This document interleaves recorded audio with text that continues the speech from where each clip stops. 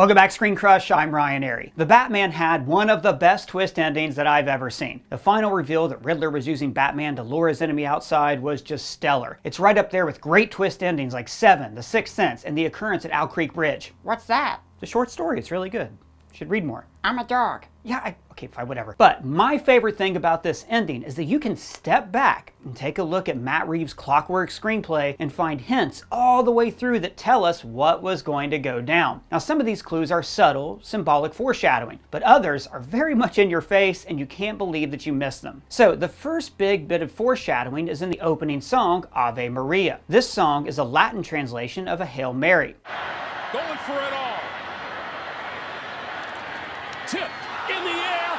No, the prayer, Hail Mary. It says that Mary is blessed among women, and so is the fruit of her womb, Jesus. Now, everything in this movie is an inversion. In our Ending Explained video, we talked about how the Riddler is an inversion of Bruce Wayne. They are both orphans who believe that they are acting on the side of justice. So, the song Ave Maria is an inversion as well. It's a celebration of the love of God and the holiness of Mary. But Little Orphan Riddler sang it as part of an orphan choir at the event where Thomas Wayne announced he was running for mayor. This event starts as something hopeful, beautiful, like the birth of Christ. But as we learn, Thomas's mayoral run leads to him turning to Falcone for help, which leads to his murder, which leads to the renewal fund falling under Falcone's control and the corruption of Gotham City. So this song actually marks the original sin of Gotham, when Thomas Wayne, with the best of intentions, tried to change the city. See, like Christ, Thomas's death turned him into a martyr, except the person that he inspires is his son, Bruce. And the final lines of Ave Maria are "Pray for us sinners now at the hour of our death." So this song, which is a celebration of purity, the purity of the Waynes, is also acknowledging that human beings are flawed, dying sinners, just like Gotham City. Guys, that's just the opening song. I'm just getting warmed up. Now, just before the Riddler murders Mayor Mitchell, we see numerous headlines from Gotham newspapers framed on his wall, like his administration's crowning achievement, the Maroney drug bust. But if you pay attention, he's talking to someone on the phone about the election, and he says, "I thought that the Times would have put us over. Why are we still tied?" He is likely talking to Carmine Falcone about fixing the election for him. And he's referencing the newspaper because he controls the press as well. And later, the Riddler uses the mayor's blood to paint the word lies across the newspapers. Later in the movie, he reveals that Thomas Wayne had a newspaper reporter killed. So, not only does Falcone control the press, but he suppressed the reporters who actually wanted to tell the truth. It's heavily implied, I thought, that this dead reporter was the Riddler's father, and that his murder made Riddler an orphan. So, Edward Nashton would have a particular disdain for those members of the press who tell lies. All of this is foreshadowing that the Riddler will later use social media to spread his particular brand of truth. He reaches out to his followers and arranges a kind of influencer meetup, just like cosplayers who want to emulate his character. Now, those followers are driven by desperation. They see the economic advantages of citizens like Bruce Wayne, and they identify with the Riddler's message. And I think in a way we can all relate to this. We're all always looking for a way to do more with less. Like me, I'm always looking for a bargain online, which is why I like using Deal Dash, the sponsor of this video. Deal Dash has hundreds of auctions each day. You can win just about any item you can think of. TVs, jewelry, clothes, furniture, computers, even cars, and you can get them for up to 90% off. So here's how it works. Every day there are hundreds of auctions on the site, and they charge a small fee to acquire bids. Then you find an item you like, and every time you bid, it raises the price by 1 cent. Then other bidders have 10 seconds to place their bid. If no one does, you win the auction. Now, I had a lot of fun bidding on several products at once. The pace feels like you're at a real auction. Plus, you can look ahead to see what items are going to be offered later, so you can plan your time on the site. And if you don't win the auction, you can buy the item for the listed price with the Buy It Now option, and then you get all your bids back. Plus, shipping is always free. Even if you buy like a sofa couch or an automobile? Yes. Shipping is always free, and there's a 90-day money-back guarantee. But how can they sell items for so little money? Well, Doug, glad you asked. A lot of big box retailers throw away perfectly good inventory every day. So, Deal Dash partners directly with brands and inventory liquidators to acquire brand new products at a very low price. Then they pass those savings on to the Deal Dash community. So, go to DealDash.com, enter the promo code ScreenCrush, and get 100 bids with your first bid pack purchase. That's DealDash.com, enter the promo code ScreenCrush, and start bidding today. Back to the Riddler. His obsession with the press is also apparent in his last riddle. Black and blue and dead all over. Now, the original riddle is what's black and blue and red all over, and the answer is a newspaper. It's a homonym. He changes red to dead to show that, yes, he's going to kill a lot of people, but also that the press is dead, truth is dead, and needs to be cleansed with a holy flood. The flood at the end of the movie was also telegraphed very subtly. First, a newspaper at the murder scene mentions seawall reconstruction stalled. Now, we know that the money for the seawall was probably part of the Gotham Renewal Fund that the Waynes started, and that fund had become a piggy bank for Falcone and the power brokers in the city. Now, because the repairs weren't made to this wall, the Riddler would know its weak points, so he would know where to place the bombs to make the wall collapse. But also, the flood was symbolically foreshadowed several times. There's a gang of criminals spray painting broke on a Gotham government building. Now, this is a clue that the city is bankrupt because all its money goes to Falcone. And this angle of the bank is reproduced almost exactly at the end of the movie, except that its steps have been flooded. The movie's end flood symbolizes a baptism, like the dirty money that's been washed out of Gotham City. And we really should have guessed that Falcone was using Gotham renewal funds for his own ends, because the Riddler tells us this all through the movie. He writes renewal is a lie in the orphanage, and tattered signs of Gotham's renewal are featured on the city's decaying infrastructure. But also, Bruce rides his bike down into a partly flooded tunnel to his partly flooded Batcave. His secret headquarters is partially underwater, and it's in an abandoned public works project, the train station. Now, this is implying that the station probably was supposed to receive money from this Gotham Renewal Fund, but it's also saying since Bruce is near water that he is due for a baptism of his own. Water often symbolizes the unconsciousness or fear, and the water in the Batcave is showing that Bruce's fear is always with him, just under the surface. However, he ends up winning by embracing his fear at the end. Just like he's afraid of bats, he has to reach into a bat cage to grab the letter. So symbolically, he has to fall into the water, his unconscious, his fear, to lead the Gothamites into the light. But my favorite clue is also one of the first clues in the movie, and it's the biggest indication that the Riddler knows Batman's secret identity. So look,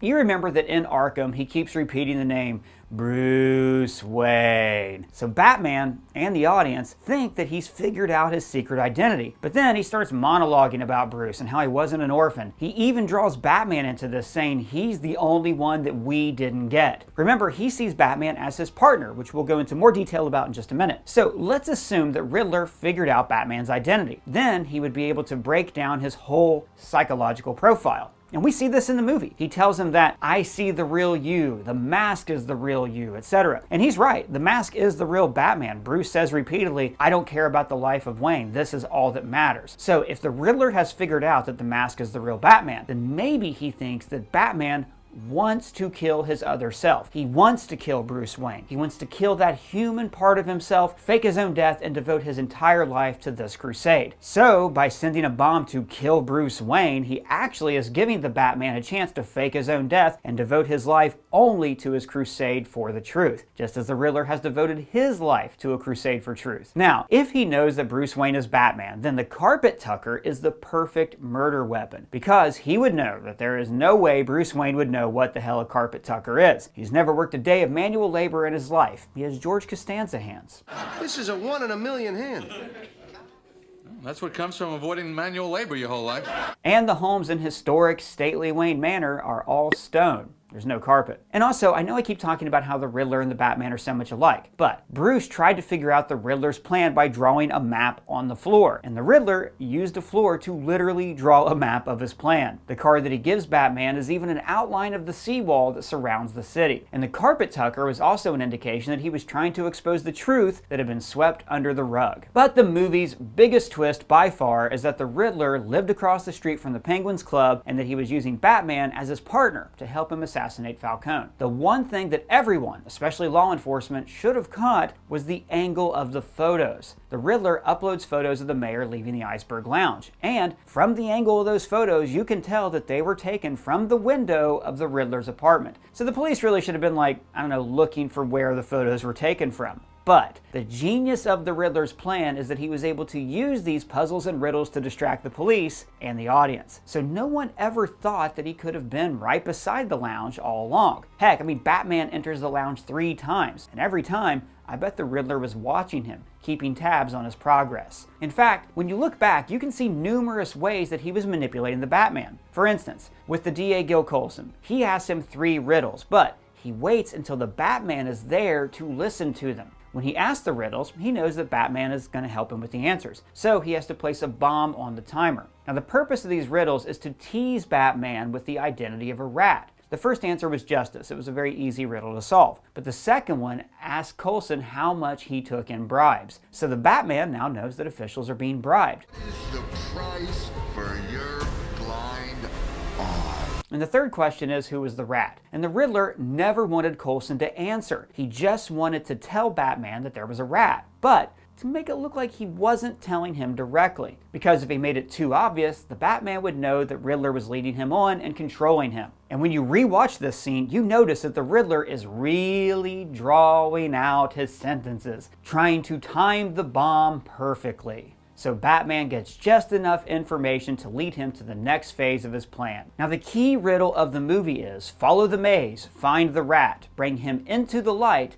and find where I'm at. Now, like I said, the Riddler is laying out this maze for the Batman by only revealing information in small doses, like the different twists and turns of a maze. But he was also laying out clues that are obvious in retrospect. So, for instance, he hooks Pete Savage up to a maze so the rats can eat his face 1984 style. But he also injected Savage with rat poison. So, as the rats were eating Savage's face, they were killing themselves. This is all a metaphor for Batman and Falcone. In the metaphor, Gotham City is the poisoned body of Pete Savage. Falcone is feasting on Gotham's flesh, unaware that he's poisoning himself with his own greed. Also, when Batman leads Falcone to the end of the maze, where the poisoned flesh of Pete Savage is, that's when he dies. Eating the flesh, obtaining the prize, the capture of Falcone, is what kills him. And there's also a subtle hint that Falcone was the prize at the end of this maze. His lair is constructed from curved metal arches, making it look like the tunnels in a rat maze. But this hint that he wanted Falcone brought out into the light is also foreshadowed visually throughout the entire movie. Lights shine directly into the camera's lens, obscuring figures from being revealed. The Riddler first appears in darkness when a light shines on him. This shows that he is always in the shadows and indicates that he cannot move into the light, but Batman can. Batman first appears walking out of the shadows into the light. This foreshadows how he will eventually become a symbol of hope and lead people out of the flood. But also, it's clearly foreshadowing that he will follow the Riddler's command. Find the rat, bring him into the light, and find where I'm at. And the most demented part of Joker's plan is that he never saw Batman as an adversary. He saw him as a friend, a kindred spirit. I mean, he flips out when Batman calls him a monster. So we talked about this at length in our Ending Explained video, but the movie goes out of its way to show all these parallels between Riddler and Batman. Both are orphans fighting injustice through different means. Just as Batman inspired the Riddler to put on a mask, the Riddler inspired his followers to put on masks as well. It's a vicious cycle of escalation that's only going to make things worse for Gotham City. And, if you pay attention, the Riddler's followers are foreshadowed all through the movie. There are the protesters at the funeral, echoing his slogans, no more lies, showing his question mark. The guy at the end who says that he's vengeance was this guy at the funeral, who Bruce and the audience completely overlook, even though this guy's there saying that they should take down all the rich people. In fact, when you go back and look at this guy, you can see that he's dressed exactly like the Riddler.